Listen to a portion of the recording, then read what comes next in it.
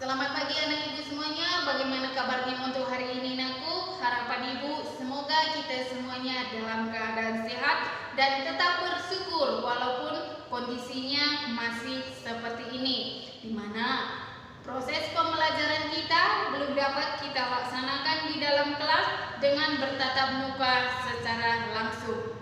Kita berharap dan berdoa semoga kondisi ini segera berakhir sehingga proses pembelajaran kita dapat kita laksanakan di dalam kelas dengan bertatap muka secara langsung. Baiklah anak-anak ibu semuanya, adapun yang menjadi materi kita untuk hari ini adalah mengenai perkembangan jalur transportasi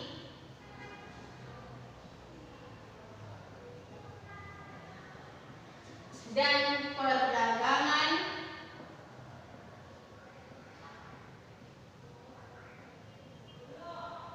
internasional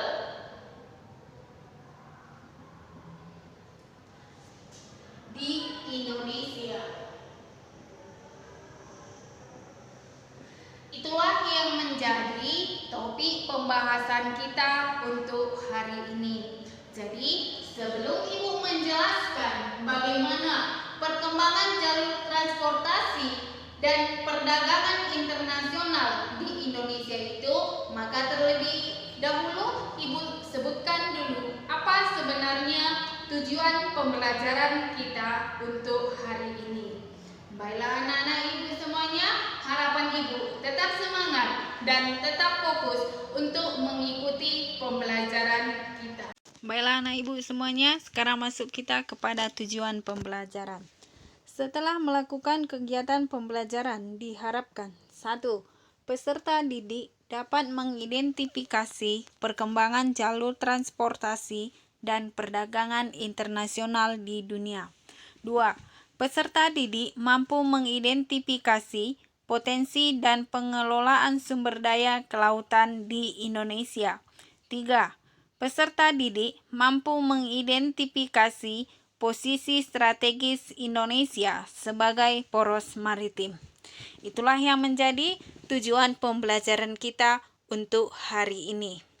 Sekarang kita masuk kepada materi pembelajaran kita, yaitu yang bagian C, perkembangan jalur transportasi dan perdagangan internasional di Indonesia. Indonesia merupakan negara maritim. Hal ini merupakan salah satu identitas bangsa. Konsep ini tampaknya sudah terwujud pada zaman Kerajaan Sriwijaya dan zaman Majapahit, dua kerajaan maritim besar di Indonesia. Pada zaman itu, bangsa Indonesia sudah memiliki kemampuan besar untuk menguasai laut dengan armadanya yang besar. Letak geografis Indonesia yang berada di antara dua samudra dan dua benua menjadikan Indonesia sebagai lalu lintas pelayaran internasional. Sekarang masuk kita yang bagian D, yaitu potensi dan pengelolaan sumber daya kelautan Indonesia. Potensi sumber daya kelautan Indonesia ini dapat menjadi sumber daya terbarukan, tidak terbarukan, dan jasa. Contoh sumber daya terbarukan adalah sumber daya perikanan, sumber daya laut, ekosistem laut seperti mangrove ataupun hutan bakau, terumbu karang, dan lain sebagainya. Contoh sumber daya tidak terbarukan adalah 1. Minyak bumi, 2. Gas bumi, 3. Mineral, dan lain sebagainya. Sedangkan contoh daripada jasa adalah yang pertama, jasa pariwisata bahari, 2. Jasa transportasi laut, dan lain sebagainya. Sekarang masuk kita yang bagian E, yaitu posisi strategis Indonesia sebagai poros maritim dunia.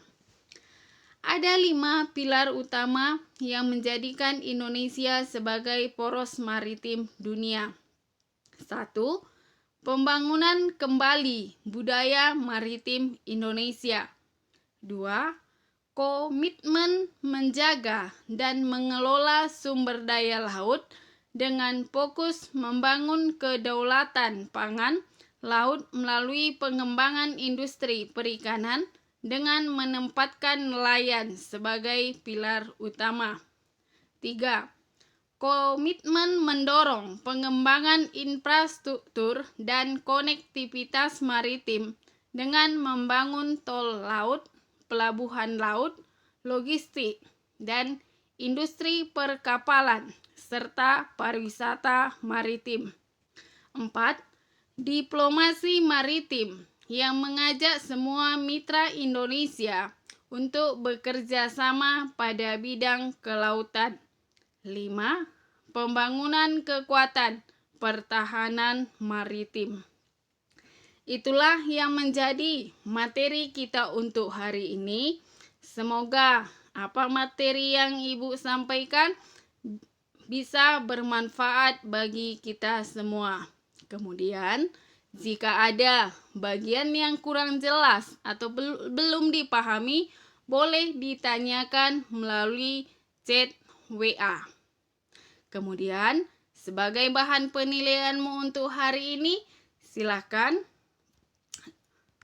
lihat buku mandirinya pada halaman 10 sampai 11. Kamu kerjakan yang nomor 11 sampai dengan 20. Bagi yang sudah ada buku mandirinya, silakan dikerjakan di buku itu saja. Kemudian, bagi yang belum memiliki buku mandiri, silakan dikerjakan di buku latihan. Tulis soal, kemudian jawaban yang benar saja.